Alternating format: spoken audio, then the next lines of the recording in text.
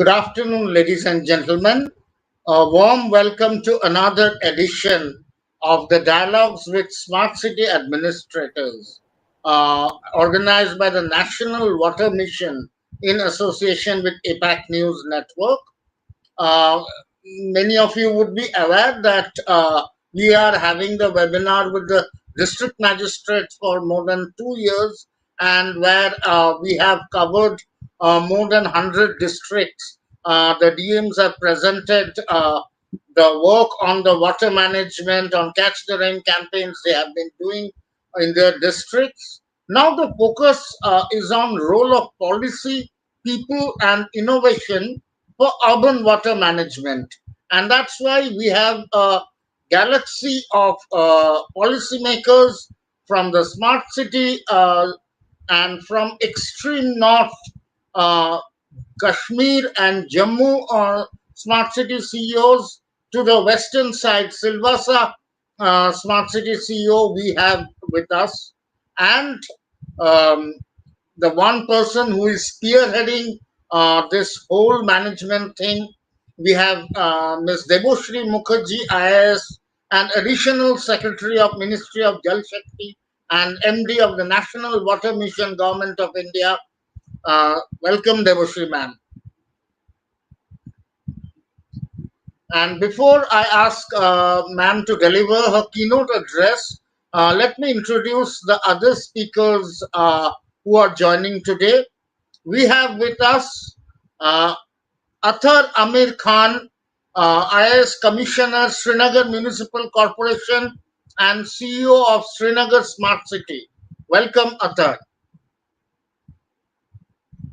And the Srinagar PPT will be presented by the Chief Engineer Iftikhar Kakru.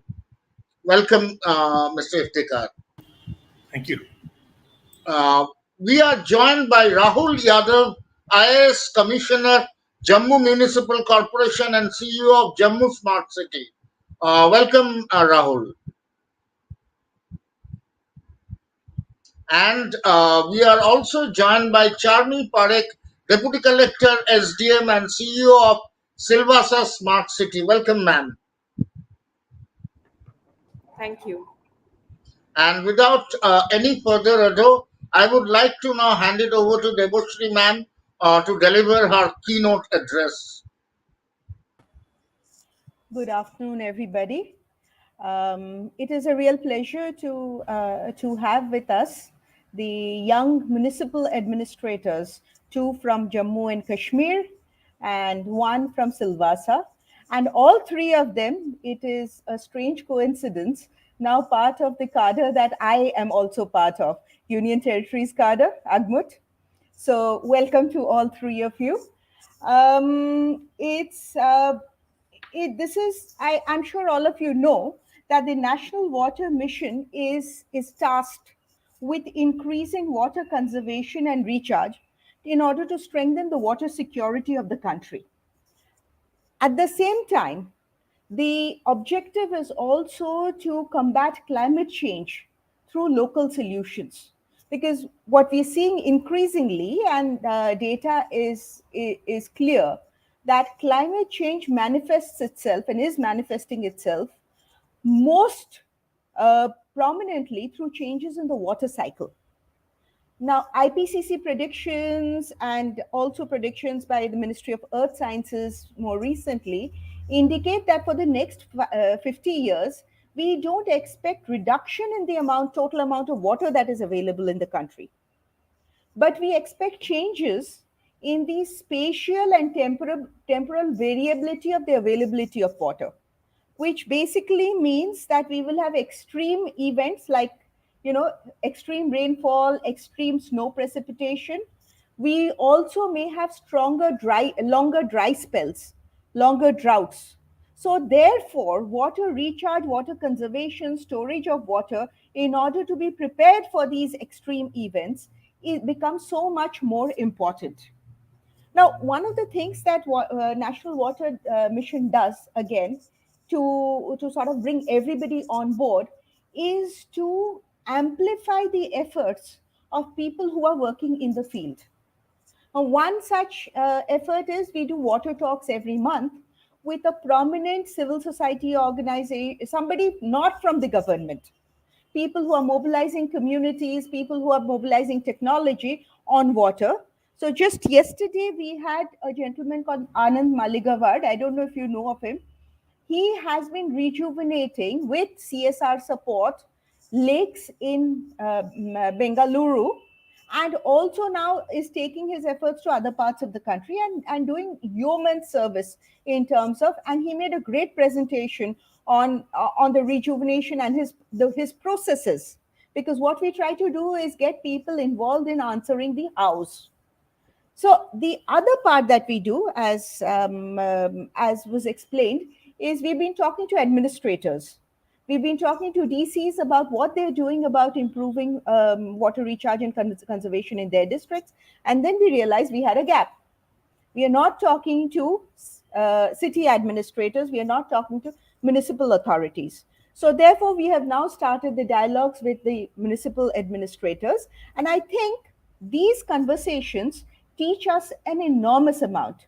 I think one is sharing this, and we are also using this material we're sharing it with the academy. We're trying to get other civil servants sort of amplify this work so civil servants can learn from it. But also it helps when you are to learn from young people in the field when you're trying to look at changes in policy. So these dialogues are of great benefit and of great value to us. When now moving on to urban water management, I think all of you are in the field, you know more about the issues that you encounter, but I will just flag two or three issues. One is that when you do urban planning, integrated urban planning, are we planning blue green infrastructure together? So, I mean, are we looking at municipal wastewater treatment? Are we looking at our parks? Are we looking at, so what are those blue green linkages? Are our pavements permeable? Now, when urban flooding happens, as is happening in many cities across the country, there are, sometimes the rain happens.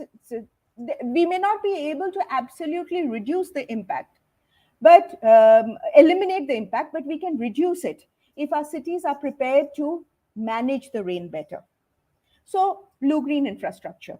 The second challenge for us is, how do you make the invisible visible? And when I talk about invisible, I really talk about two things. One is groundwater, and the second is wastewater. How can we get communities involved in understanding the condition of their groundwater? How can we make wastewater an asset, and also, make it visible? Where does your wastewater go? Incidentally, I was in Missouri, I think a couple of weeks ago, and I was speaking to some officers who will move out into the field. And I asked them, do you know where Missouri gets its water supply from? And two or three of them did know. But the fact that Missouri gets its water supply from 20 springs is something that not too many people would know. So the issue is, how do we make these invisible things more visible to the community and make water everybody's business? Finally, again, consciousness about the water energy nexus. Cities bring water from long distances.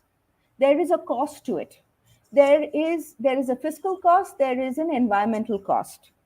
So, how more effectively can we find localized solutions to enhance water security in our cities, and also to make our cities more competitive? I will stop here because I'm very eager to listen to you. Thank you.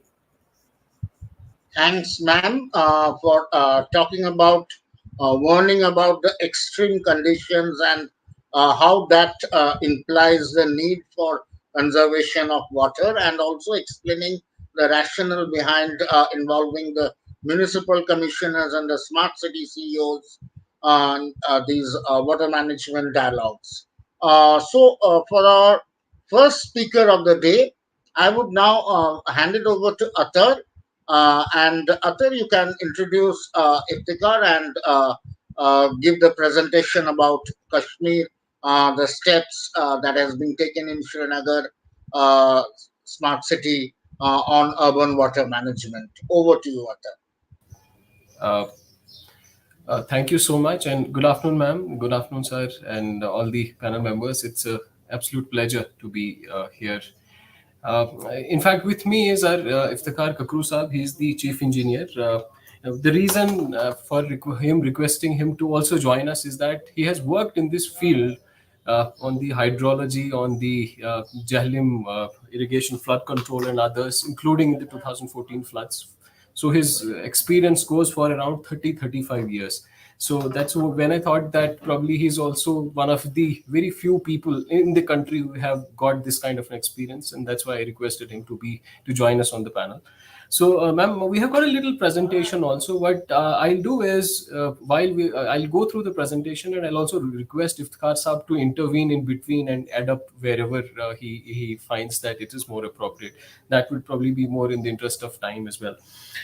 In Srinagar, when we're talking about both the uh, urban water management, there are three broad areas that we are working on and that we are looking at.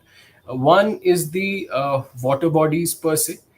We have the city has number of water bodies, which of course two are very prominent, famous. One is the Dal Lake, and then the other lakes adjoining the Dal Lake, which include Nigeen, the Kushal Sar, Gilsar lakes, and others. There are other smaller lakes also in the city, along with other wetlands. And then the one another major, which is the river Jahlim, which forms the major flood basin, major flood channel, or the major outfall of the whatever drainage happens within the city. Along with that, we have a number of the channels which connect these different water bodies together. So one part is the water bodies. That how do we work around these water bodies? Whether it's the Dal Lake, how do we conserve? How do we restore many of those? How do we rejuvenate many of those? So that's been one part of whatever interventions that we have been doing here. Another is River Jahlim. Traditionally, Srinagar as a city, it is something which had gotten established or habitated around the river itself. So it just like Indus, similarly, it's the basic lifeline in the city, and it used to be the major source of commerce, major source of transportation, major area of economic activity for people in the city. In fact, even when we go through the old city, most of the houses they are river facing. Now, over a period of time, what has happened is that these houses have started facing, keeping their rear towards the river. So, another important work that we have been trying to do through Smart City in particular is number one, how do we again restore the glory back to the river? How do we bring in activity and commerce back to the river? And also, how do we make river again a major source of major means of transportation? That's the river transportation talking per se. So this is one part, that's the water bodies, water body management of these water bodies that we have been working on. Another important part when we talk about is the two parts of our service delivery. One is the drinking water supply to the city. The city consumes around 90 mgd of water. So the supply side of it, how we kind of trying to improvise on the supply side with interventions like SCADA systems and others, and then the distribution side, how are we trying to reduce the NRW, and how are we trying to take care of the tail end issues, and also the areas which are newly getting established. That's the second portion of our interventions here. Third is a little interesting and maybe a little different from many other cities and very similar to many other cities as well. That is the drainage. The geography of the city is such that it's a very flat city. Most of the city is low lying, it's flat. Unlike what the perception is, Srinagar is not a hilly city. It's a very flat city. In fact, the river quite meanders through the city. So what happens is that It whenever has a there's a, it has a 2 degree slope only, sir. 2 degree slope. yes, The, absolutely. the So what valley has a happens? 2 degree slope. It's just almost flat. So what happens is that we have to actually pump out water mechanically using external sources of energy into the river. So if we don't pump this water out, it will. So natural gravity flow is very minimal. So that's one of the biggest challenges that we are facing. And with in continuation to that challenge, in 2014 we had one of the unprecedented floods in the Kashmir in Kashmir Valley, and Srinagar was almost entire city was inundated. Now that's kind of a benchmark with which we have started to work across, mostly through three different interventions. One is the World Bank project, which we call a Jahlim Tawi Flood Recovery Project. Another is the Government of India's Mahua's Amrut project, and third is the Smart City component.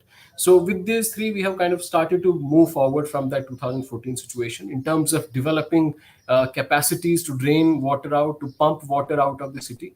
So there's something, one of the remarkable work that has happened in past 4 or 5 years in the city. We have now around 85 permanent dewatering stations whose capacities have been increased to as much as 5 to 10 to 15 times more. The all the control systems, the electricity backup, everything has been raised above the highest flood level, which means that even if we have unfortunately, if God forbid, if we have 2014 like situation, still our dewatering stations would be functional, and they will keep on pumping water out from the city. So that's one part of the story. But at the same time, there are immense challenges. We had recently hired one agency for making a drainage master plan for Srinagar city. Basic idea was to understand what kind of a network we have, where is the shortfall. And the conclusion in the inception report was that our city needs around 1600 kilometers of drainage network, and we only have around 650 kilometers. So we have to add up another 1000 kilometers of drainage network to the city, which is in a way huge infrastructure shortfall.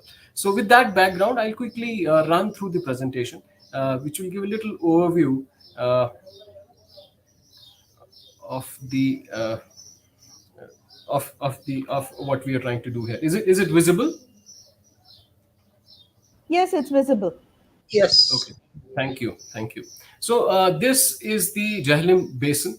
This is the Jahlim River, which is meanders to the city, and this is the kind of interventions we have actually tried to identify some of the major water bodies which are getting linked with the river. So this portion, which is very prominent, it passes through a central business district from Lal Chowk to then Batamalu to other places, and then goes towards the old city. So this is the topography that we were already talking about. So now these are the projects that we were talking about. One is the Jahlim riverfront development, in which we are trying to, number one, beautify the river on the both sides. So we have taken it in two stretches. It will cover almost most of the city. There's some portion is kind of greenfield, the rest of the portion is brownfield. We are creating spaces for people where they can come, uh, they can sort of sit together, they can also socialize. Again, some places where they can shop, they can sit, we can have these places for walking, for cycling, etc. Similarly, then and they all across the river we have around 45 traditional ghats. So we're trying to revive those ghats, and also we're trying to use some of these ghats for the water transportation purpose.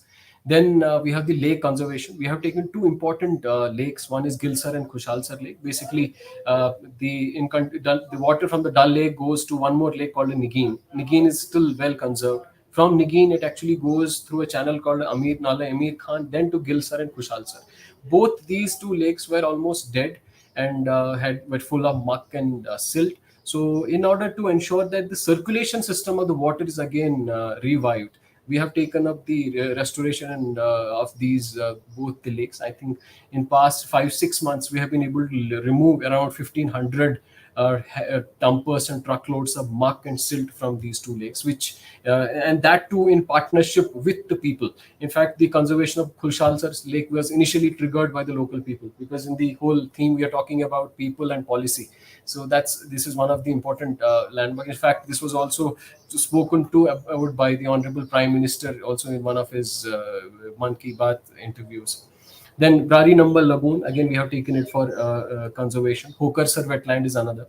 Then there is this one Doodh Ganga Nala. It used to drain out water from almost one third of our city. It was completely gone. It's completely encroached, and we are trying to revive it again under our smart city. Then drinking water IT interventions. There's a SCADA system that we're installing on the entire supply network of our drinking water. Then along with that, the dredging and cleaning of other water bodies that we are working on, and also a water quality monitoring system for the entire city. I'll quickly go through the slides without taking these are some of the pictures of the riverfront development that is going on. Some of this work is already complete, but remaining is going on. This is what which we are envisaging on the riverfront. We're trying to have some access improvement, some public amenities, ghat improvement, improvement of the houseboats which are lying nearby. These are the approaches towards the riverfront from the Residency Road and other sides. This is how we want the riverfront to look like: a nice, good pathway for people to walk, and then the space around it, which is very open and accessible. We have dismantled a lot of walls on this. Right now, the dismantlation has happened. So then we're trying to restore it in this way. Then water transport, again, as I was talking about, that the city is facing one of the major challenge in terms of congestion, in terms of traffic jams. But both Jahiliam as well as Dal Lake, they give us this opportunity to run water transport just like it is run in, say, Netherlands, in Amsterdam, or in London. That's what we are working on. One is a Jahiliam cruise for tourism purposes. Another is the water transport. We are working on a PPP model for 10 years, in which we'll be having these electric powered cruise ships which are taking people from one part of the city to others as a full-fledged system of water transportation. Lake restoration. This is the Gilsar Lake that I was talking to you about. That the lake ecosystem here is such that water from Dal Lake goes into Nigin Lake, and from Nigin Lake it goes into Gilsar Lake. This is how this lake was just 6 months back, or with the picture on the left side. We have lifted all this muck and garbage and silt and these weed out of this lake, and then this is how it is looking right now. Again, the challenge is that it has to be done repeatedly because the siltation is happening. There is still heavy nutrient load in the water which is getting into these lakes. So we're trying to figure out how do we kind of sustain it, how do we stay ahead with the rate of sedimentation. This is the another lake that we're talking about, Gilsar Lake. This is how it was before the restoration, and now how it is. And we, in the past few months, we've also seen in the winter some of the migratory birds coming back into these two places. So what we have essentially done is, number one, removed all the silt and muck from these lakes. Then there were a number of, all these lakes, they have a number of springs at different places, which are basically major source of fresh water to these, in addition to the regular flow. The restoration of those springs, and also channel development around the periphery, so that the water movement and circulation keeps on going. This is the another lake that we have now taken up our rejuvenation. It is in the middle of the old city. We call this old city as Shahri Khas. This is the old city of Srinagar city. In the middle of the city, we have this lagoon. It's called a Brari Number. It used to be again connected with the Jahiliam, and through a channel called a Navpura channel, it used to be connected with the Nikin and Dal system. Now completely defunct. In fact, the situation of this lake is such that it's difficult to even stand there for 5 minutes. The water stinks so much. So here our main effort right now is to, number one, improvise on the quality of the water. So what we're trying to do is, around this entire system, we are creating one garland sewer system, so that we trap the sewerage or whatever grey water is getting into the lake, that we're kind of trying to trap and connect with the existing sewerage network that is there in the place. Then we have this one channel which is shown by this blue line. It's a Navpura channel. It's a major water source into this lake. The flow is around 4.5 MLDs of water. So we're constructing one STP, sewerage treatment plant, for whatever water is coming into this lake through this channel. And after treatment, then the water would go into the lake. And again, along with that, these are the 7 inlets that we are trying to work on. Desilting, deweeding, these are some of the inlets as of now, and how we are trying to work on them. These are 7 major inlets from which water goes. We're trying to trap this water, connect this water to the sewerage system, and then whatever is the major source of water, that comes only after it is treated. These are some of the pictures from this place. These some of the treatment system, very standard. This picture again, here what we are also trying to do, along with the mechanical and STP based treatment of the water, we are also trying to look at creating the sedimentation ponds and bioremediation as an additional source of treatment of this water. So that's the work that we have started. We had actually tendered this project already out. Because of certain reasons, we have to kind of re-tender and redo it, so that it is at that stage right now. Then these are some of the channels which go into the lake. So through both municipal corporation as well as the smart city, we are kind of opening these channels up again, removing the silt, so that circulation system gets restored. This is Hokersar wetland. It is in fact a very famous. In 2005, it was included as one of the Ramsar sites. It has around 46 very important species of migratory flying birds, and somewhat another 60 odd wetland species of birds. So here also, in this restoration work, we are trying to do. We're creating certain channels through this wetland, so that the water systems they are again restored in it. So this is the work that is already ongoing as of now in this wetland. This is another channel, the Dudhganga Nala, which I was talking about. It used to be the major flood channel in the city. It used to connect in fact, the southern part of the city towards, and then drain this water into the river Jhelum. Completely encroached. This is the situation of this Nala, of this river stream right now. And it is just gotten converted into so as to say, a sewerage stream. So again, we have worked out a system or mechanism of how do we start bioremediated, how do we create a polishing ponds, how do we create STPs and other sluice gates throughout the structure. And my sense is that once this is complete, it's going to be kind of a two-way win for us. One is whenever there are rains, this is going to be major channel for taking the water out from the city. And in the normal days, it will also help us ensure that this whatever grey water is coming in, that gets treated, and only after treatment it goes out. So this is the IT system, that SCADA system that we were talking about, for the entire supply side network of water, drinking water in the city. Again, in this under Smart City mission, we are installing all these both quality as well as quantity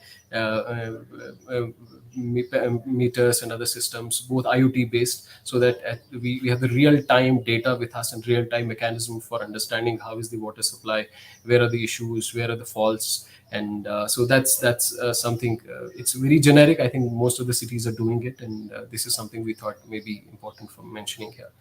So without going too much into the details of it, this is again one more channel called Kutkol. So there are actually 4 of these kols. Kol means stream in Kashmir. So apart from Jhelum and Dal system, these are 4 different channels which connect these different water bodies. So one is Nale Aamir Khan. We already started working on these. This is another called Kutkol, Kut stream. So we are also restoring this stream back.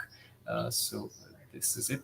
And then this is the final slide. We are also installing a real-time water quality monitoring system in the city. This is going to monitor the quality of water both in River Jhelum as well as in the Dal Lake and some of the other major water bodies. The idea is that let's kind of measure and understand what the quality is. So because as they say, what gets measured gets done. So that's the principle with which we are trying to work on. This stormwater drainage, as I was talking about, because city traditionally had seen floods recurringly. 2014 was one of the such an occurrence.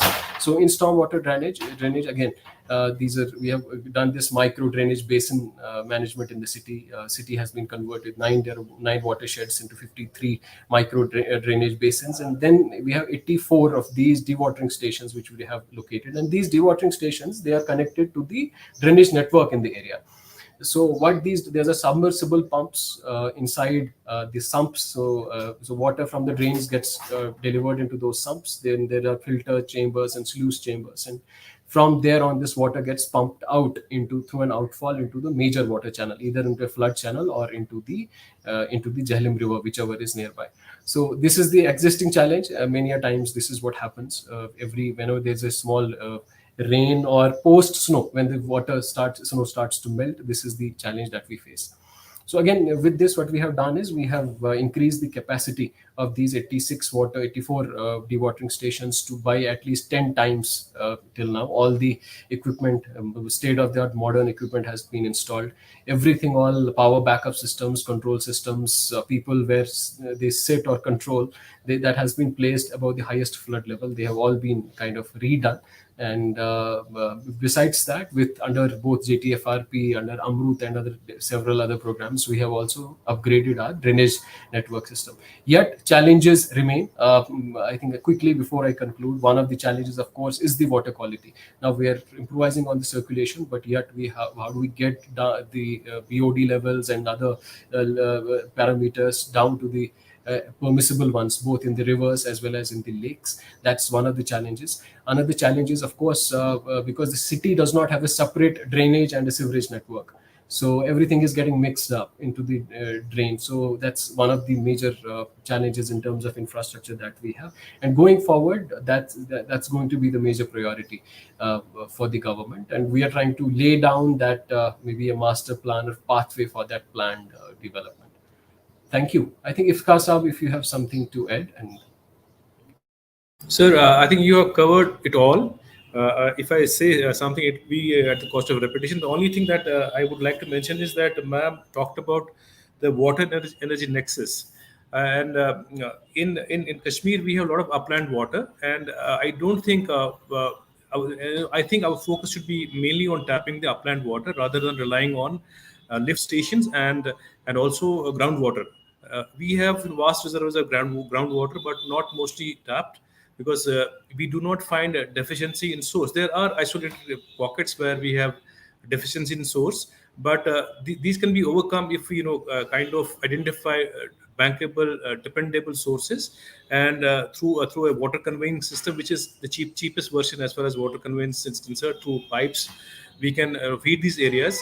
Right now, our focus should be on upland water, and I think because ma'am is also looking at the water mission. Right now, the focus of the government should be to kind of discourage use of lift stations for water supply schemes and rely more on gravity water or upland water. That's all I want to say. Rest, I think you have covered it all. So very nicely covered. Thank you. Thank you. Ma'am, you would like to give your feedback now or at the end? No, I think I will wait. And excellent presentation, Athar. You worked, focused on the challenges and what you're doing. I may have one or two things to say, but I'll wait till the end. Sure. So I would now like to invite our next speaker, Mr. Rahul Yadav, IAS Commissioner of Jammu Municipal Corporation and CEO of Jammu Smart City. Over to you, Mr. Rahul Yadav, for informing us about the work being done in Jammu.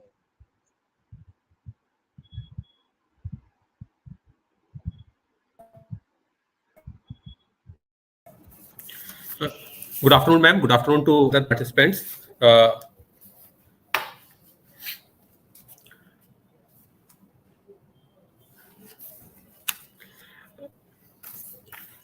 As Athar has already pointed out, that Jammu Kashmir, basically we are water surplus, but problem with distribution and with the increased demand of water, we are also having problem of pollution of our water bodies and distribution of water properly. In Jammu, again, basically in Jammu, we are having Tavi is our major water source, and we are doing different projects under Smart City. One of them is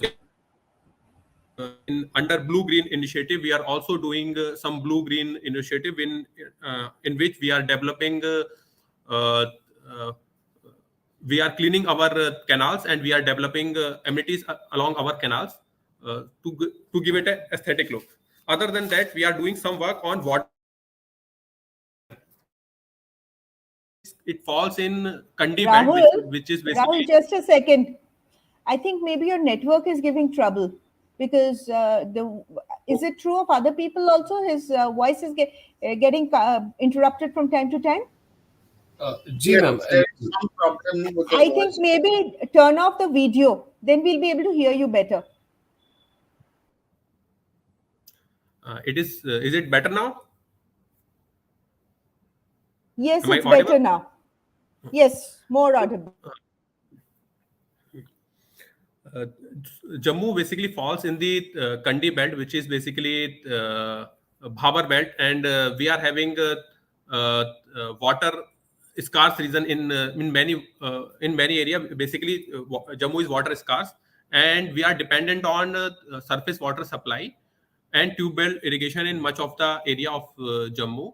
Uh, Traditionally, we were having many ponds in Jammu, but over the period, those ponds got encroached, and most of our water bodies are in very bad shape in Jammu municipal area.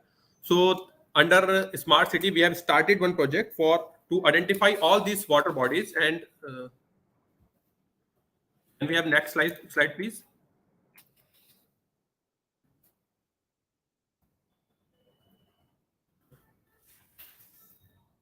Next.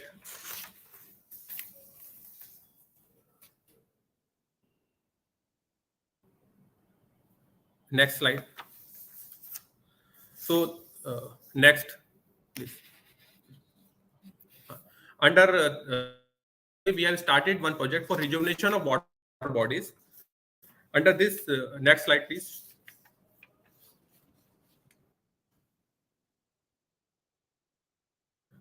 Under this, we have started a process to identify all the water bodies in Jammu Municipal Corporation area and rejuvenate all these water bodies.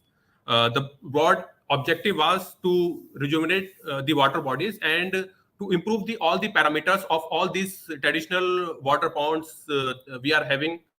We did a detailed survey of current biological oxygen demand, pH level, COD, DO. We have did a detailed survey of all of this, and after that, next slide, please. We have prepared a detailed plan. Under this, we are doing what we are doing. We are dividing all these water bodies. We are doing desludging of all these ponds so that we can increase the holding capacity of these ponds, and we are using traditional clay lining so that water can be retained for throughout the year. Bioremediation is the major part of our project, and other than that, because most of these water bodies basically they are over the period, because many nalas being flooded on in these ponds, and they are basically decreasing the water quality, as well as basically they are killing these water bodies.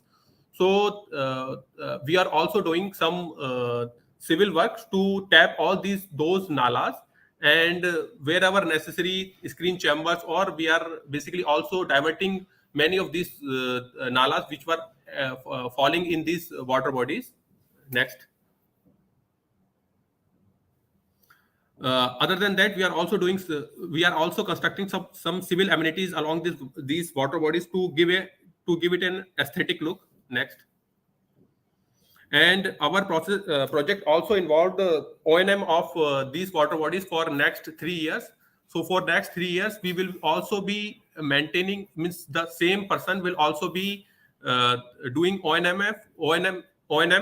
Water quality will be monitored every 3 months, and based on that, we will be doing further remediation if anything is required.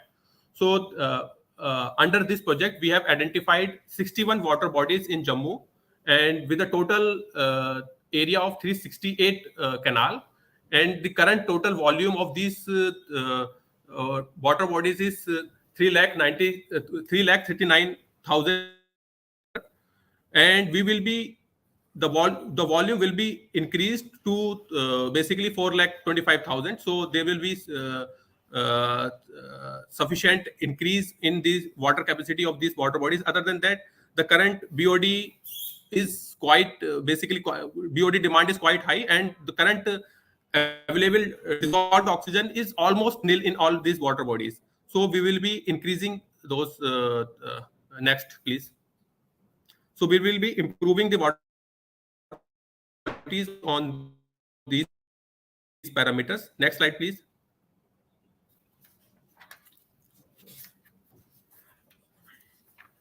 in a first go, we are taking 22 water bodies. We have identified 62 water bodies, but in first go we are taking 22 water bodies. 18 of them we are taking under smart city, and 3 of them we are taking under Amrut 2, and 1 we are taking under our district capex. Next, please. Next. These are the existing which for which we are doing remediation, and as you can see, many of them are actually in very bad shape. They are mostly enclosed and with the high basically beat, and the water quality is very bad. There is hardly any basically biological life, means there is hardly any fishes or such kind of biological life is available in these ponds these days. Next. So these are more pics of such ponds. This is one of the ongoing project where we are doing means where we are doing this restoration work. Bioremediation work will be starting after our basically monsoon season will be over. Most of basic means we have tendered all these works, and all these projects are under execution. But the main part, which is bioremediation, it will be taking place after our monsoon period is over. And we are also doing basically aeration of all these ponds to increase the dissolved oxygen quantity. Next. We will be also doing channeling, fencing of all these water bodies, so that basically so that they remain safe. And also other than that, there is a special emphasis on water channels, because many of our water bodies, due to basically unplanned development, the catchment areas of these water bodies get basically damaged quite badly, and they are not receiving the recharge. So this is one of the main reason of their encroachment, that over the period they are getting silted, and the proper recharge, they are not getting the proper recharge. So we are also doing the catchment treatment. Next. Next. Next. These are some more water bodies. We will be means for example, for these water bodies, this is our present water volume, and we will be increasing our water volume by almost 50%. And for current BOD and COD demand is quite high, and the dissolved oxygen is almost nil. In all the water bodies, the dissolved oxygen is almost nil, and we will be increasing on that. Next.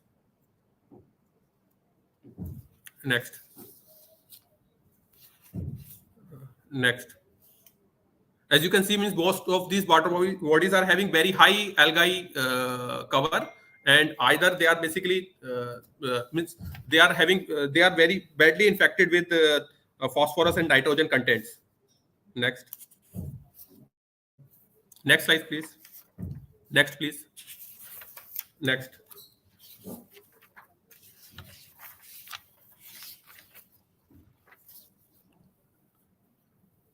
Next slide. Other than that, we are also doing one rainwater harvesting structure for our town hall building. Next, please. In this project, we will be making our town hall building, our office of municipal corporation. We will be making this building self-sufficient.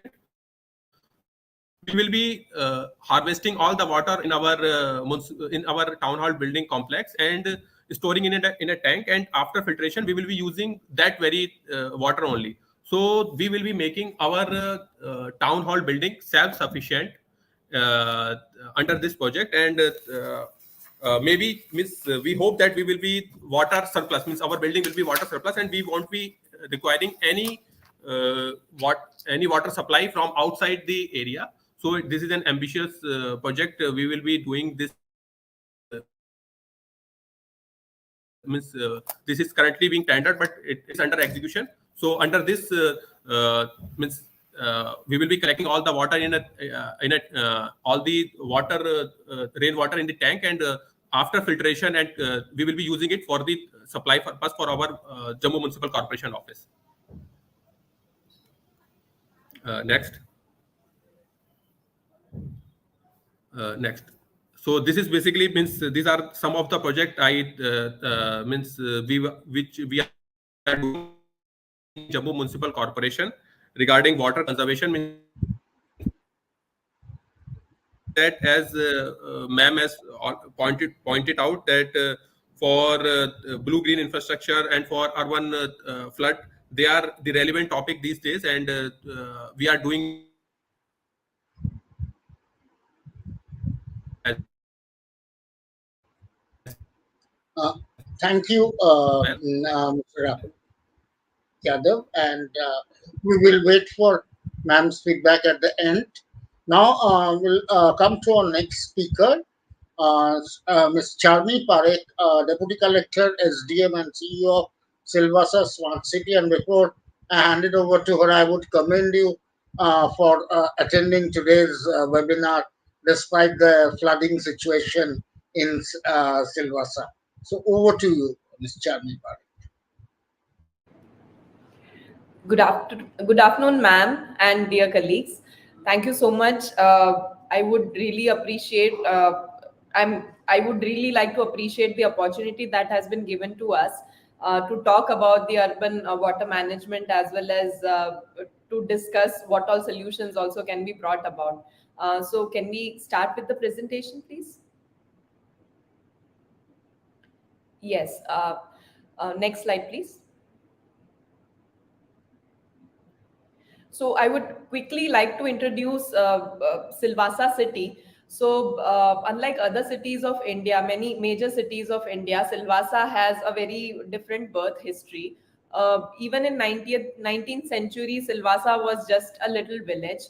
And because of tax breaks given by government of India, the entire region of Daman, Silvassa, Vapi, it flourished as an industrial town, and slowly and rapidly also we have seen the urban sprawl here. Next slide, please. So this is the Silvassa Smart City project area, where ABD area is somewhere around 7 square kilometers, and the other area, SMC area, is also somewhere around 17.20 square kilometers. Next slide, please. The main source of drinking water as well as for other activity is the Damanganga river. This Damanganga river flows through Maharashtra to Dadra and Nagar Haveli, and later on goes to Daman and then merges into the sea. So it crosses many states and union territories also. And there is an MOU with the Damanganga Canal Authority, where 48.19 MLD is allotted to the UT of Dadra and Nagar Haveli. And if we see the demand that was in 2019, which was 18.10 MLD, now if we calculate it, we can see it in the next slide. The 19.44 MLD is the calculated water demand for Silvassa urban area, and urban population is somewhere around 1,44,000, and the number of households are 38,680. If we talk about the water supply coverage that has been provided till now by the Silvassa Municipal Council in the urban area is 64.63%, and Silvassa Smart City in its mission has aimed for 100% saturation by 2024. Currently, we are supplying water approximate around 8 hours to the households, which definitely will be made available for 24 hours by 2024. And currently the supply per capita is 102 LPCD, which will be made to 135 LPCD. And as I said, there is only 64% coverage. So from 25,000 households, we'll be covering entire population of urban area, that is 38,680 households. Next slides, please. So talking about various projects related to water supply as well as sewerage under Silvassa Smart City, the first thing that we are going to do, I would like to say that there is an integrated project of roads, water supply as well as sewerage management in Silvassa Smart City, that is costing us somewhere around 570 crores. The work order was provided in December end, and few of the components of that project related to water supply and sewerage works are energy audit. So first of all, we will be doing the energy audit of all our pumping stations, our entire sewerage network system also, and to get to know how much uh, energy is being utilized, or let's say wasted, in running the entire network. And ma'am, as you had correctly pointed out towards the beginning itself, that there is a cost in providing the water also and treating the sewerage also. So the energy audit would help us in doing so. The next stage would be the infrastructure assessment of both water supply as well as sewerage network. And we will be joining the water supply and sewerage network with the SCADA system, which will be bringing us the information and required data to our ICCC center also.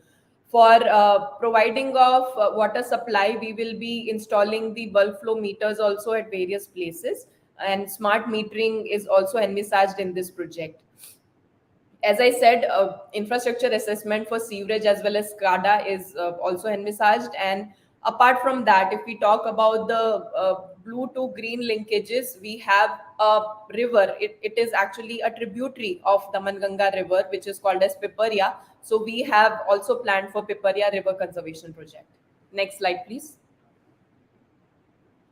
So if I talk about energy audit, we all know that energy audit is an assessment and analysis of the flow of energy into the entire system. And we basically want to assess where we are going wrong and where we can improve more, and how we can have the data collected, and in assessing also in making our networks better.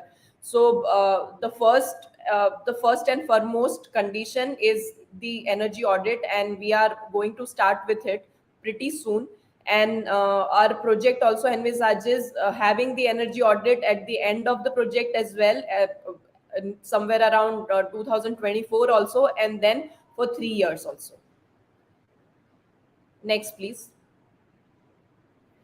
So, talking about 24/7 water supply that has been envisaged in this project. Next slide.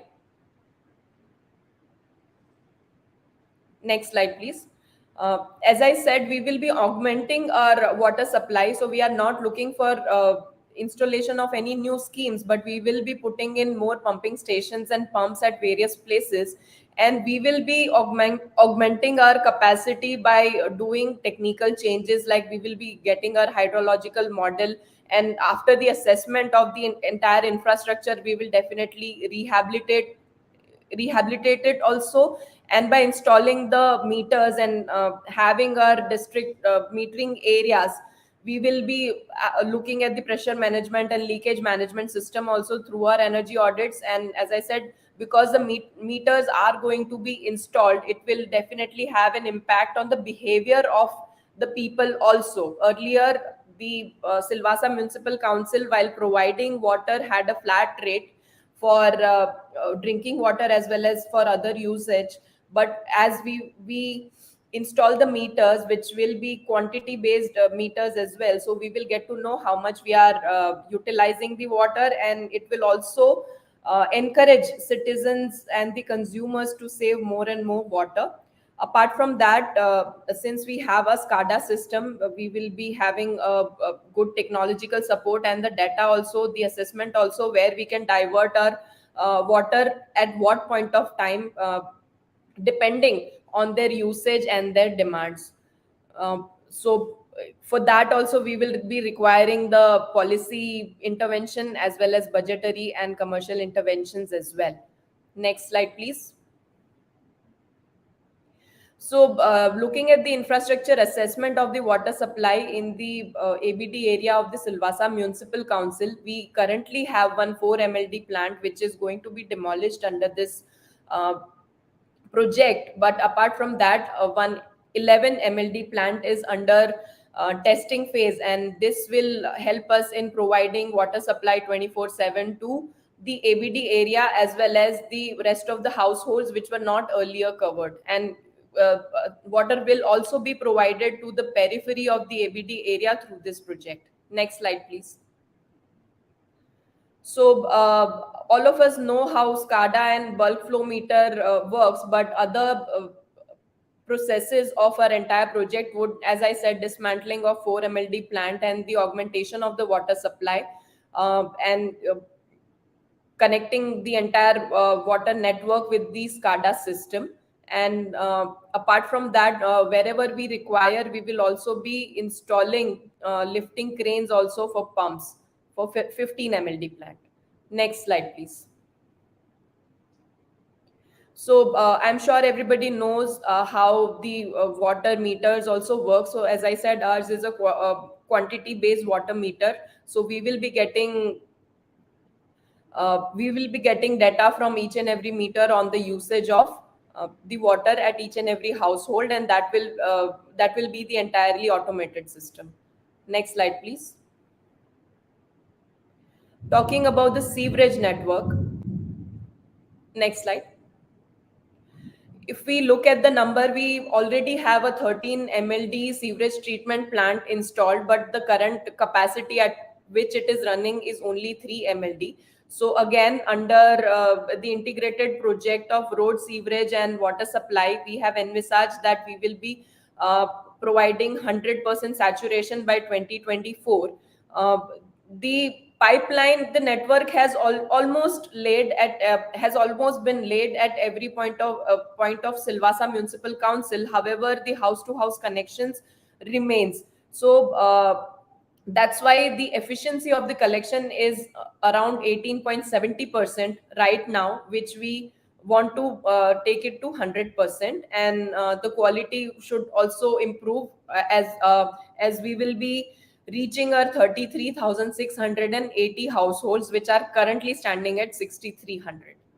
Next slide, please. So here also talking about the infrastructure assessment and then joining it with SCADA, we will be covering the entire area of Silvassa Municipal Council, which is missing from the network currently, and we'll be joining it with SCADA system. Next slide, please. The SCADA system also envisages the automated chlorination of the system. So there is again less of manual intervention there. These are the workings of the SCADA system. Next slide, please.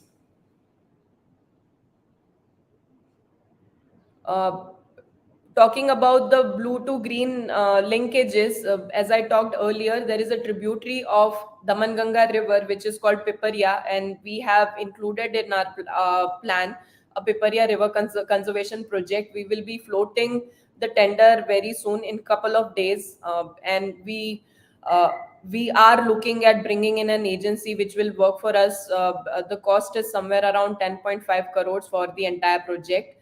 Next slide. So as other people have already talked about the conservation projects, I just would like to run through the process of NEERI that has been identified, where the water gets in, and then there are screens, and then there is a sedimentation tank, and then there is an aeration tank, so that the bad smell goes away, and then there would be bio rafts for the bioremediation process. So this entire next slide, please. The Piparia River that I'm talking about is of the length of 6.7 kilometers. As I said, the river, Damanganga River, as well as its tributaries, they come from Maharashtra, then Gujarat, and then touches the Union Territory of Dadra and Nagar Haveli and Silvassa town. Towards top left, the blue line is the river, Piparia River, and towards top left there is an industrial area, entirely industrial zone, and this is where the most contamination also happens. So this is where we are envisaging our bioremediation plant would come, and we are in the process of coming up with a policy where we are treating this water, and then we will be giving the water to the industries for their industrial purpose as well. So there are also takers for this treated water. Next slide, please.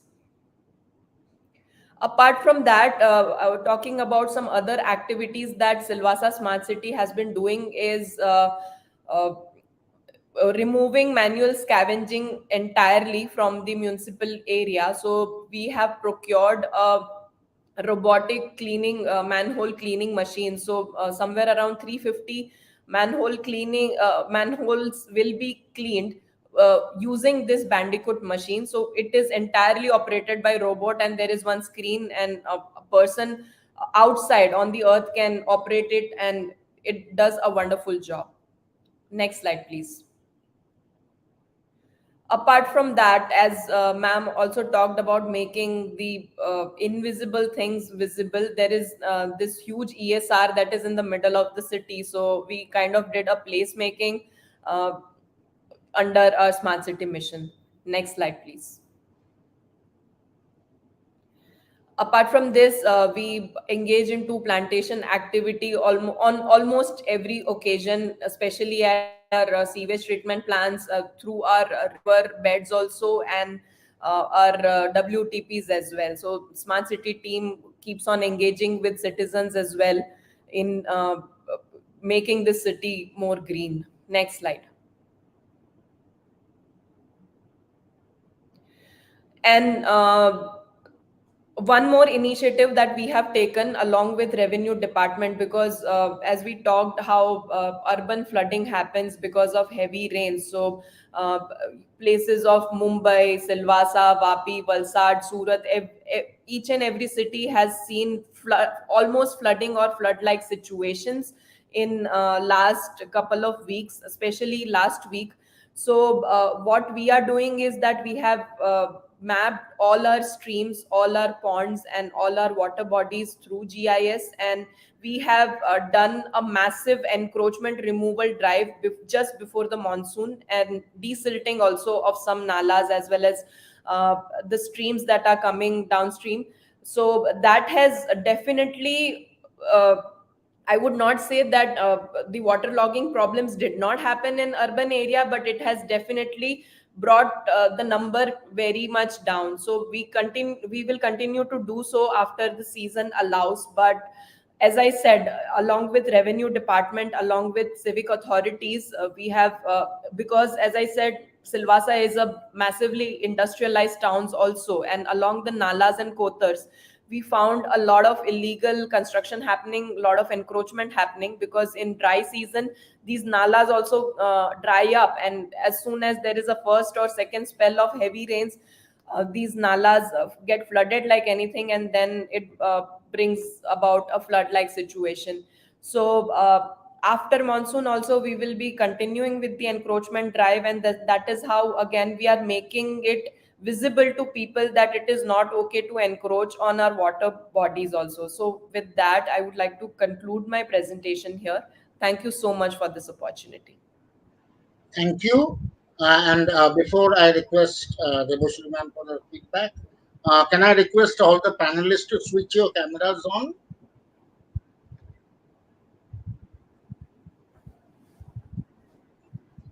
Uh, yeah, thank you. And now may I request Debashree ma'am for your feedback and your closing statement.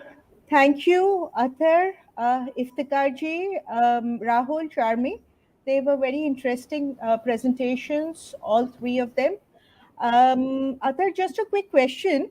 I mean, you've been talking about silt ingress and ways and means in which to manage silt as you clean your water bodies once, but there's continuous silt ingress.